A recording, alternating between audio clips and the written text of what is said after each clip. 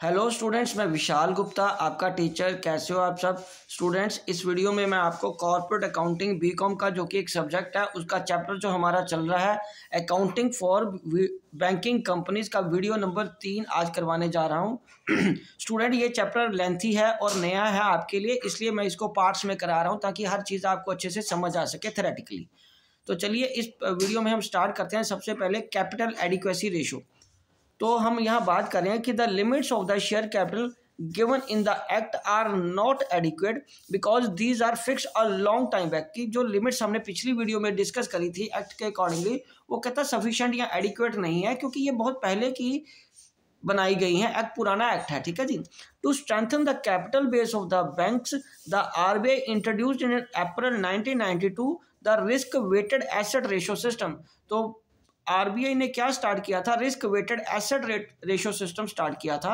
According to this system, paid up capital and reserves of the banks after writing off bad debts should form an adequate percentage 8 to 10% of the assets of the bank, its investments, loan and advances. All these items are assigned weights according to the prescribed risks.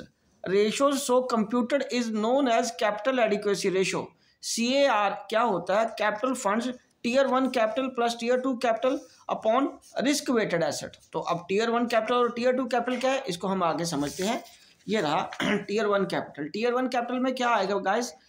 Paid up capital plus statutory reserve plus disclosed free reserves, और इसमें से minus क्या करेंगे? Equity investment जो आपने subsidiary companies में की है, और इंटेंजिबल एसेट्स और current and brought forward losses को, इन तीनों का ऐड करके ऊपर वाली फिगर से माइनस कर देंगे, ठीक है। और टीयर 2 कैपिटल में undisclosed reserves plus journal loss reserves plus hybrid debt instruments minus कर देंगे, ठीक है जी। और उसके बाद टीयर 1 कैपिटल रेशो क्या है? The Basel rule recognize that different types of equities are more important than other and to recognize that is tier 1 capital and tier 2 capital. Tier 1 capital is actual contributed from equity plus retained earnings, and Tier 2 capital includes preference share plus 50% of the subscribed debt. Subordinated debt. Subscribed गलत word बोल गया मैं, subordinated debt है। The maximum Tier 2 capital is 50% of the CAR as per the Basel norms. चलिए तो हम आगे अब डिस्कस करते हैं अकाउंट्स एंड ऑडिट्स कैसे बनते हैं बैंकिंग कंपनी में।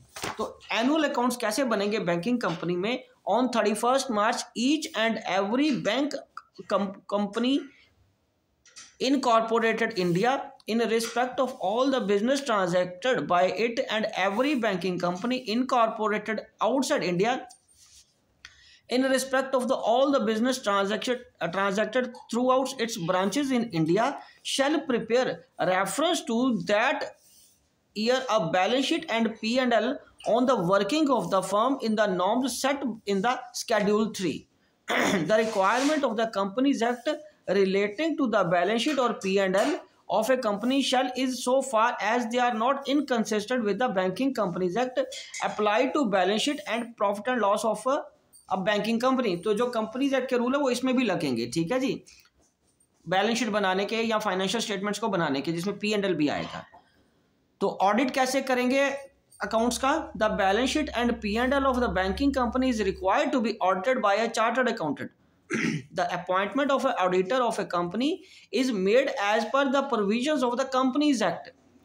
His powers, duties, liabilities are also governed by the Companies Act, but the auditor's report on account of a banking company must include certain additional particulars.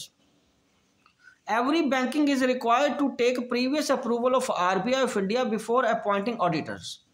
Okay जी, चलिए उसके बाद in addition to this the RBI can order special audit. RBI special audit भी कह सकता है banking company के accounts को if it thinks fit to in the public interest. यदि वो समझे कि ये पब्लिक इंटरेस्ट में ठीक है, ऑडिट कराना जरूरी है ऑफ ए बैंकिंग कंपनी और इट्स डिपॉजिटर के इंटरेस्ट में, राइट हो। तो नेक्स्ट आगे क्या भाई? आगे है फाइलिंग ऑफ अकाउंट्स।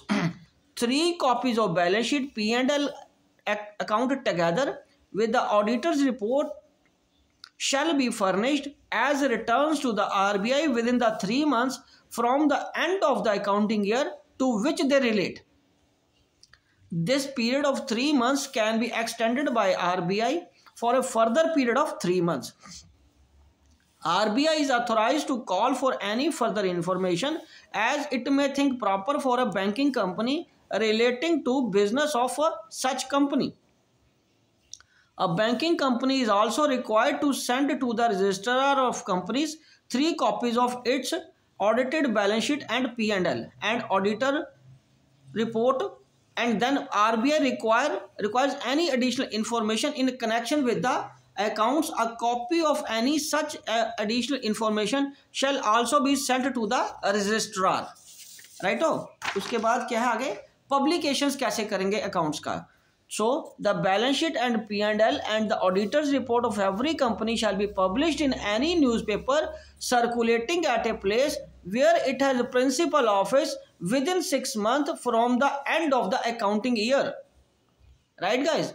उसके बाद है principal accounting policies for banking companies in respect of foreign exchange transactions. तो सबसे पहले क्या आएगा, monetary assets and liabilities have been translated to the exchange rate prevailing at the close of the year. Non-monetary assets have been carried in the books of the historical cost. Historical cost पे books बनेगी मतलब.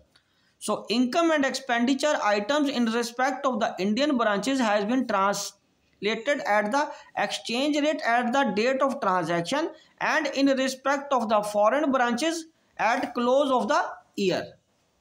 और जो profit and loss on foreign currency position including pending forward exchange contracts have been accounted for at the exchange rate prevailing at the closing of the year. ठीक है जी। उसके बाद अकाउंटिंग सिस्टम क्या होगा। So the accounting system of a banking company is different from that of a trading and manufacturing enterprise. A bank has a large number of customers whose accounts are to be maintained in such a way that these should be kept up to date and checked regularly. Following are the main features of banking accounting system. तो पहले तो उनको voucher posting करनी है।